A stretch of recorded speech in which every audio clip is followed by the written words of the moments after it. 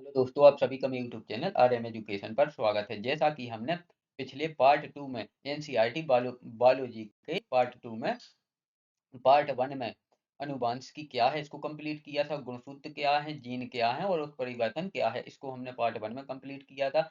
अनुवांशिकी के पार्ट 2 में मेंडल के अनुवांशिकी पर प्रयोग, एक संकर क्रॉस मोनोहाइब्रिड और द्विसंकर क्रॉस डाइहाइब्रिड को क्रॉस को कंप्लीट किया था। अब आज हम पढ़ेंगे आनुवांशिकी का पार्ट 3, जिसमें हम आनुवांशिक गुण क्या होते हैं, फिनोटाइप या दर्श रूप क्या होता है, जीनोटाइप या समजीवी क्या होता है, कैरियोटाइप क्या होता है, मनुष्य में लिंग निर्धारण कैसे होता है, सम युग्मजी यानी होमोजाइगोस क्या होता है, विषम युग्मजी यानी हेटेरोडाइगोस क्या होता है, युग्म विकल्पी एलील्स क्या होते हैं, जीन विनिमय क्रॉसिंग ओवर क्या होता है, सहलग्नता लिंकेज क्या होता है, 16 है जैव विकास ऑर्गेनिक एवोल्यूशन क्या होता है, उसके अंदर यानी जैव विकास के अंदर समवर्ती अंग क्या होते हैं, समजात अंग क्या होते हैं, और जो पॉइंट नंबर 17 है उपार्जित लक्षण, इन सभी को हम पार्ट 3 में कंप्लीट करेंगे। तो अगर आपने अनुवांशिकी के वह पार्ट 1 और पार्ट 2 नहीं देखे हैं तो आप लोग मेरे यूट्यूब चैनल आरएम एजुकेशन में जाएं और वहां मैंने जंतु विज्ञान नाम से यानी जूलॉजी नाम से प्लेलिस्ट बना रखी है। तो वहां आपको एनसीईआरटी के बायोलॉजी के जंतु विज्ञान यानी बायोलॉजी के सभी वीडियो आप लोगों को उसी प्लेलिस्ट में मिलेंगे। तो वहां पर आप अनुवांशिकी का पार्ट फर्स्ट और पार्ट सेकंड देख सकते हैं। तो चलिए आज का हमारा पार्ट थर्ड स्टार्ट करते हैं। तो यह वीडियो अगर आपको पसंद आए तो वीडियो को लाइक करें और चैनल को सब्सक्राइब करें प्रतिदिन ऐसे ही चैप्टर बाय चैप्टर एनसीईआरटी के सभी सब्जेक्टों को पढ़ने के लिए।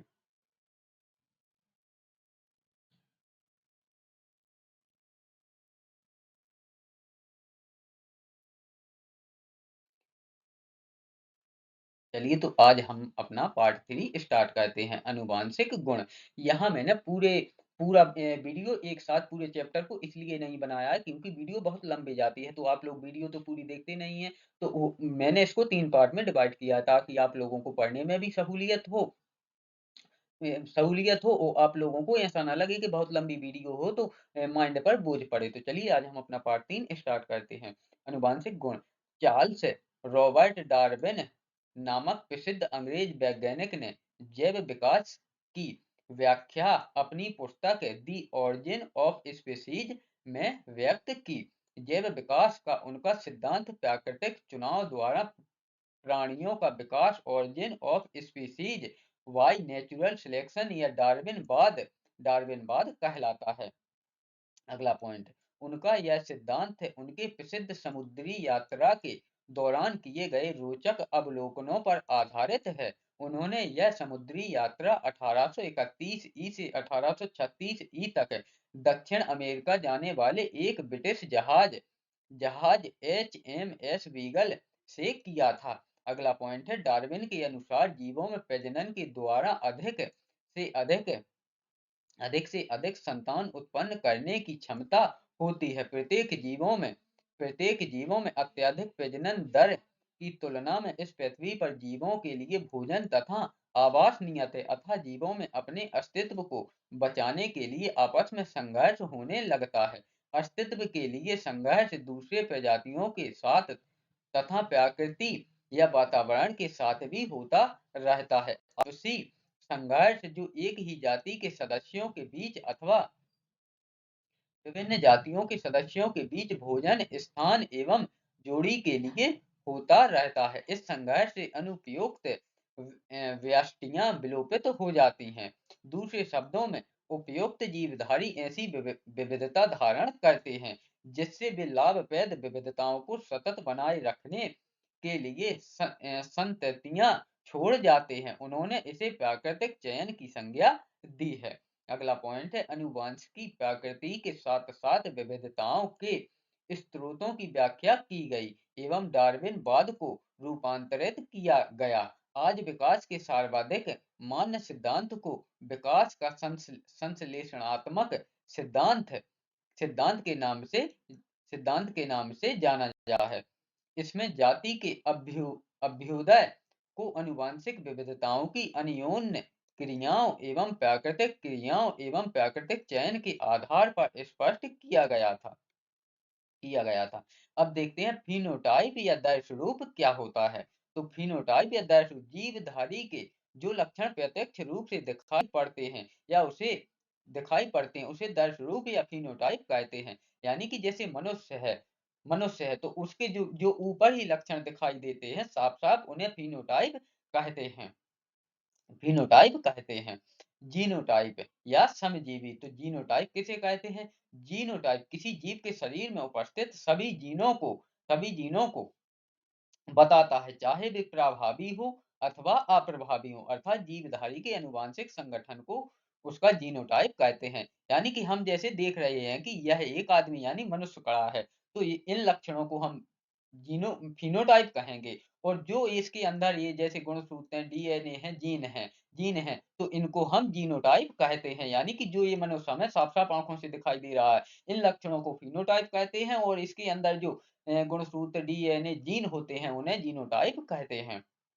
अगला है कैरियोटाइप, यानी कैरियोटाइप किसे कहते हैं? तो किसी जाति के पौधों या जंतुओं में पाए जाने वाले संपूर्ण गुणसूत्रों को उस जीव का कैरियोटाइप कहते हैं। जैसा कि हम यहाँ पर देखते हैं, यानी कि जो नर का स्पर्म होता है, तो उसमें 23 गुणसूत्र होते हैं। यानी कि आधे गुणसूत्र होते हैं और आधे गुणसूत्र मादा के ओवम से आते हैं और आधे गुणसूत्र पुरुष के स्पर्म से आती हैं। तो दोनों मिलकर 23 दूनी 40 से एक नई संतति का जन्म होता है।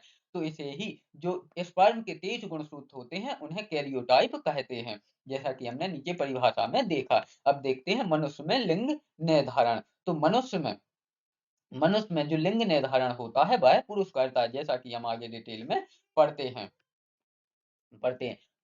और यहाँ पर हम चित्र में भी देख सकते हैं। यानी जो पुरुष होता है उसमें 44 गुणसूत्र यानी ऑटोसोम्स नर में भी बराबर होते हैं और मादा में भी बराबर होते हैं। लेकिन जो एलोसोम्स होते हैं, तो नर में एक्स वाई होते हैं और मादा में एक्स एक्स होते हैं। यानी कि जो नर में एक्स वाई होते हैं, तो यही लिंग का निर्धारण करता है।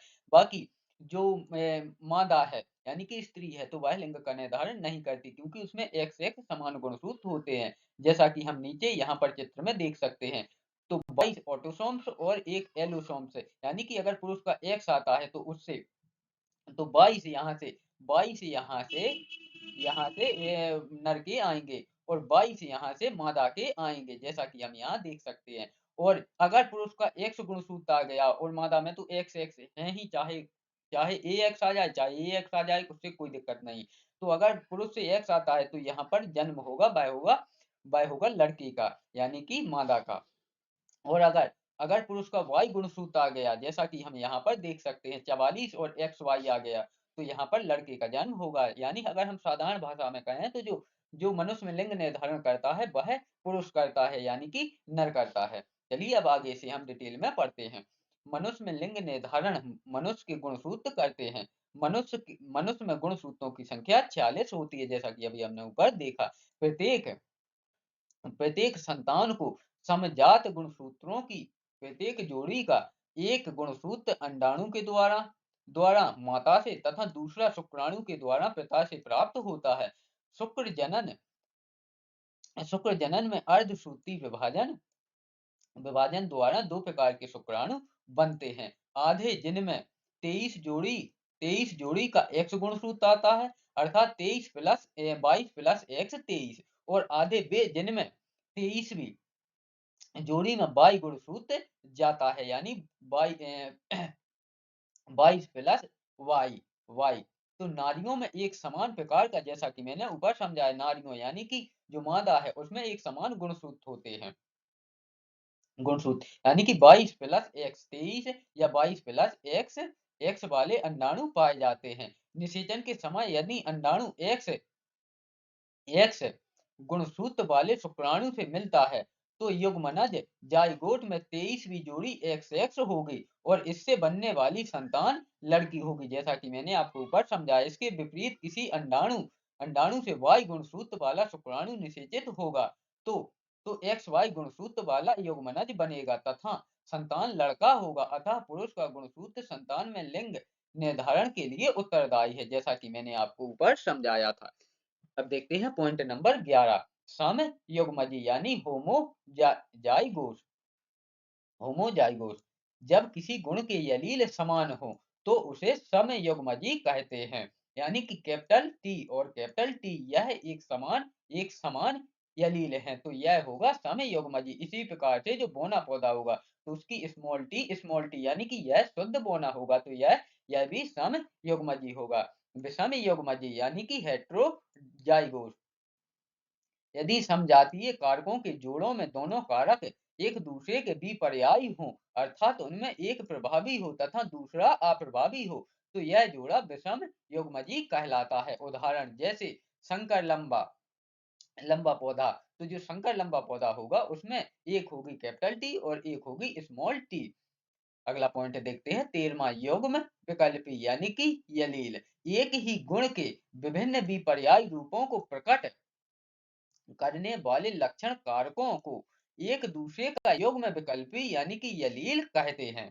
अगला पॉइंट है 14, जीन विनिमय क्रॉसिंग ओवर, प्रथम अर्धसूत्री विभाजन के प्रावस्था प्रोफेज फर्स्ट की की उप अवस्था डिप्लोटीन में गुणसूत्र कुछ बिंदुओं पर आपस में जुड़े होते हैं। इन बिंदुओं को काई एंजमा कहते हैं। यहाँ पर समजात गुणसूत्रों के बीच क्रोमेटेड खंडों का आदान प्रदान होता है। इस घटना को जीन विनिमय या क्रॉसिंग ओवर कहते हैं।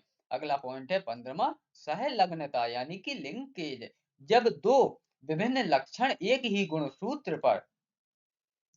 गुणसूत्र पर बंधे होते हैं तो उनकी वंशागति स्वतंत्र न होकर एक साथ ही होती है। इसको मोर्गन ने सहलग्नता कहा।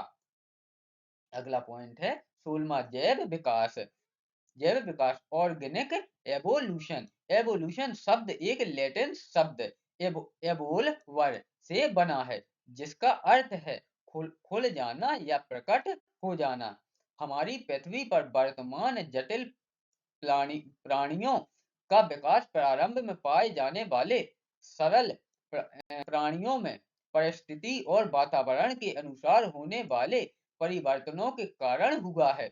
सजीव जगत में होने वाले इस परिवर्तन को जैव विकास ऑर्गेनिक एवोल्यूशन कहते हैं। जैसा कि आप यहाँ पर चित्र में देख सकते हैं, पहले बानर से थोड़ा विकास हुआ, फिर उसके बाद थोड़ा और विकास हुआ, फिर उसके बाद थोड़ा और विकास हुआ, आज जैसे मनुष्य बन गए। अब इसी में सबसे पहले देखते हैं पॉइंट नंबर 1, समवर्ती अंग यानी कि एनालोगस ऑर्गन्स। समवर्ती अंग संरचना एवं प्रवर्धन की दृष्टि से पक्षियों एवं कीटों के पंख अत्यंत भिन्न होते हैं। पक्षियों के पंखों में कंकाल, मांस एवं परों द्वारा आधार प्रदान किया जाता है, जबकि कीटों में झिल्ली की एक परत पंख के रूप में होती है, जो कुछ ही पेशियों से जुड़ी होती है। पक्षियों एवं कीटों के पंख संरचनात्मक रूप से भिन्न भिन्न होते हुए भी एक समान कार्य अर्थात उड़ना संपन्न करते हैं। इन्हें समवर्ती अंग यानी कि एनालोगस ऑर्गन्स कहते हैं। अब इसी में दूसरा देखते हैं पॉइंट नंबर 16 में, समजात अंग यानी होमोलोगस ऑर्गन्स।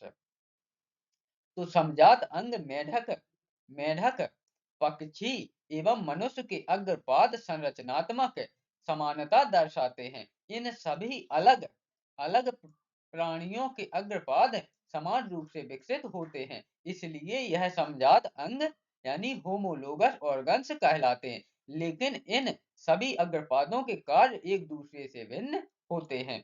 इनकी यही समानताएं इन सभी कशेरुकियों को एक समान पूर्वज होने को इंगित करते हैं। अब देखते हैं पॉइंट नंबर 17, उपार्जित लक्षण यानी कि जो उपार्जित लक्षण होती है वह क्या होते हैं। तो इसमें पहला पॉइंट, लेमार्क के मत अनुसार जीवों की संरचना कायक उनके व्यवहार पर वातावरण के परिवर्तन का सीधा प्रभाव पड़ता है। परिवर्तित वातावरण के कारण जीवों के अंगों का उपयोग ज्यादा या कम होता है। जिन अंगों का उपयोग अधिक होता है वे अधिक विकसित हो जाते हैं, तथा जिनका उपयोग नहीं होता है वे धीरे धीरे ह्रास हो जाते हैं, यानी कि वह धीरे धीरे खत्म हो जाते हैं। यानी कि जिन अंगों का कार्य बहुत ज़्यादा होता है तो वह और विकसित हो जाते हैं, और जिनसे कोई कार्य नहीं लिया जाता है वह धीरे-धीरे ह्रास यानी खत्म हो जाते हैं। यह लेमार्क का मत था। अगला पॉइंट है, सर्वप्रथम 1809 में फ्रांसीसी प्राकृति प्राकृति वैज्ञानिक लेमार्क लेमार्क ने 1744 से 1829 में इनका जन्म और मृत्यु की डेट दी गई है, ने सबसे पहले जैव विकास के अपने विचारों को अपनी पुस्तक फिलोसफिक जूलॉजिक जूलॉजिक में प्रकाशित किया। इसने लेमार्क या उपार्जित लक्षणों का वंशागति सिद्धांत दिया, जिसे theory of inheritance of acquired characters कहते हैं। अगला पॉइंट है, जंतुओं में उपार्जित लक्षण वंशागत होते हैं, अर्थात एक पीढ़ी से दूसरी पीढ़ी में प्रजनन के द्वारा चले जाते हैं। ऐसा लगातार होने से कुछ पीढ़ियों के बाद उनकी शारीरिक रचना बदल जाती है तथा एक नए प्रजाति का विकास हो जाता है। अगला पॉइंट है, वातावरण के सीधे प्रभाव से या अंगों के कम या अधिक उपयोग के कारण कारण जंतु के शरीर में जो परिवर्तन होते हैं, इन्हें उपार्जित लक्षण या एक्वायर्ड कैरेक्टर्स कहते हैं। इस प्रकार हमने जो वो एनसीईआरटी बायोलॉजी का चैप्टर नंबर 7 था, तो उसका पार्ट नंबर फर्स्ट भी कंप्लीट किया, सेकंड भी कंप्लीट किया और पार्ट थर्ड भी कंप्लीट किया। अगर यह आप तीनों पार्टों को देखना चाहते हैं तो आप लोग मेरे यूट्यूब चैनल आरएम एजुकेशन पर जाएं, और उसमें मैंने जूलॉजी नाम से प्लेलिस्ट बना रखी है, तो वहां आप सभी पार्ट को देख सकते हो। इसके साथ साथ सभी चैप्टर बाय चैप्टर मैंने सभी के वीडियो डाल रखे हैं, तो वहां पर सभी वीडियो भी आप देख सकते हैं। तो अगर यह वीडियो आपको पसंद आए तो वीडियो को लाइक करें, चैनल को सब्सक्राइब करें प्रतिदिन ऐसे ही एनसीईआरटी के सभी सब्जेक्टों को चैप्टर बाय चैप्टर पढ़ने के लिए। तो वीडियो में अंत तक बने रहने के लिए धन्यवाद।